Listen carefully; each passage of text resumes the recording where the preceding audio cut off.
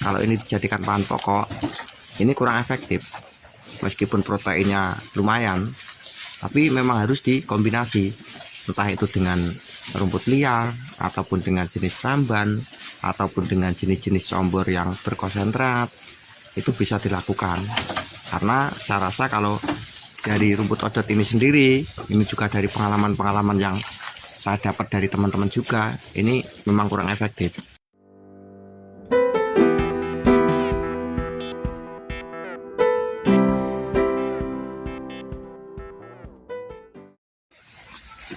Assalamualaikum warahmatullahi wabarakatuh. Halo teman-teman, jumpa lagi di channel Suwandi Ngawi. Salam ngarit, sehat sejahtera untuk kita semuanya teman-teman. Mudah-mudahan kita semuanya dimudahkan segala urusan dan dilancarkan jalan rezekinya. Oke teman-teman, di sini kami kasih pakan ini menggunakan rumput odot, dan karena kami pakannya menggunakan rumput odot, di sini kami akan bahas seputaran rumput odot lagi teman-teman, karena ini juga sudah lama sama tidak membahas tentang rumput odot, apalagi ini kan musim kemarau ya teman-teman. Ini di rumput odot kita itu membutuhkan perawatan ataupun membutuhkan penyiraman pengairan, karena kalau tidak, khususnya di daerah kami itu pasti mati teman-teman, karena bau panas sekali. Jadi daerah kami itu termasuk dataran rendah teman-teman. Jadi untuk rumput odot ini memang harus ekstra perawatannya di musim kemarau ini. Jadi ini saya akan bahas putaran rumput odot ini plus minusnya. Jadi kenapa kok saya bahas ada plus ada minusnya? Karena menurut pengalaman kami pun juga seperti itu teman-teman.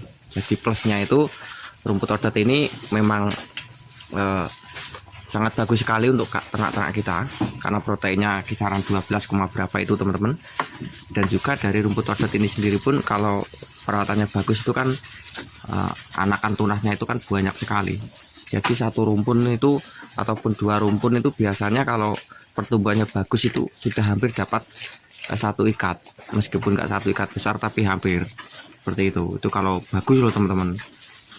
Dan juga dari rumput odot sendiri ini seperti ini, gagang-gagang seperti ini pasti habis kemakan karena dia masih empuk teman-teman, dan kambing kita masih kuat untuk mengunyahnya.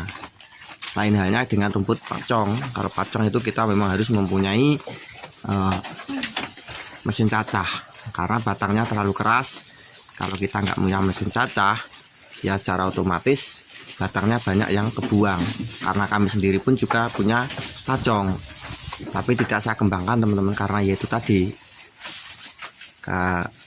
kami nggak punya mesin chopper, jadinya kami memanennya itu sekiranya batangnya masih muda, belum terlalu tua, itu sudah saya panen, karena biar dimakan oleh ternak-ternak kita. Akan tetapi terkadang itu kambing kami di sini ini dari rumput pacong ini kurang suka rumput odot teman-teman. Nah ini menurut kami kelebihan atau plusnya dari rumput odot seperti itu. Tapi kalau protein memang menang dari pacong ya teman-teman. Dan juga mungkin kalau memang kita punya mesin chopper itu untuk hasilnya pun mungkin juga banyakkan pacong, karena pacong sendiri meskipun tunasnya gak banyak tapi kan tinggi seperti itu. Dan minusnya itu memang khususnya secara kami membutuhkan perawatan ekstra itu tadi teman-teman.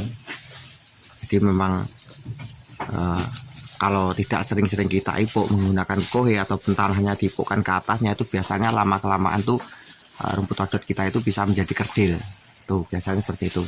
Dan juga waktu pemanenannya ini kalau tidak tepat, misalkan terlalu muda, ini juga beresiko kurang baik terhadap ternak-ternak kita. Misalkan dari resiko mencret itu biasanya itu sering saya alami, makanya saya cerita di sini seperti itu. Ini juga berdasarkan pengalaman kami di sini selama mempunyai pakan rumput odot dan juga dari rumput pacong. Kalau rumput pacong meskipun masih terlalu muda, nggak terlalu keras, itu pokoknya yang penting kambing kami batangnya itu masih kuat untuk mengunyah, itu biasanya aman, nggak mencret. Tapi seperti itu tadi, kurang suka. Lain halnya dengan rumput odot ini. Kalau rumput odot ini meskipun agak tua, tapi tetap disukai oleh ternak-ternak kami. Padahal ini rumput odot saya kasihkan ini teman-teman. Ini sudah usianya ini hampir 3 bulan. Karena apa? karena telat kami panen. Soalnya kemarin itu dari rumput liar itu melimpah karena tanaman padi nggak jadi, terus sawahnya itu dipenuhi dengan rumput, jadinya rumput odot kami ini memang sengaja tidak kami panen. Nah ini sampai musim kemarau ini baru saya panen, jadinya sudah tua banget. Tapi alhamdulillah kami tetap suka seperti itu. Dan juga selain resiko mencret itu tadi, terkadang ya teman-teman, terkadang itu memang dari rumput odot ini kalau bisa itu mengasihkan itu harus dicacah, meskipun cacah manual jadi 2 ataupun jadi 3, itu kalau bisa usahakan dicacah teman-teman. Takutnya nanti terjadi hal-hal yang tidak diinginkan, misalkan seperti ini loh teman-teman. Makanya kan seperti itu, terkadang kan kambing kan makannya kan nyasak, tidak seperti itu kan tajam sekali di rumput odot itu. Nah misalkan ini teman-teman, nah ini kan kalau dicermatkan kan ringi-ringi ini teman-teman. Ini kalau arahnya ke sana ini memang enggak seberapa, tapi kalau baliknya ke sini, wah tajam sekali ini teman-teman. Jadi itu juga bisa mengakibatkan kambing kita itu terkadang terkena berengan. Itu biasanya juga hal-hal seperti itu juga. Waktu panennya kita memetiknya masih pagi, terus masih ada embun pagi, itu biasanya juga beresiko sekali. Jadi seperti itu. Kalau musim kemarau seperti ini dengan anginnya sangat kencang seperti ini, meskipun kita petik jam 6 pagi pun insya Allah aman teman-teman, karena nggak ada embun. Tapi kalau musim penghujan itu terkadang jam 9 pun belum hilang untuk embun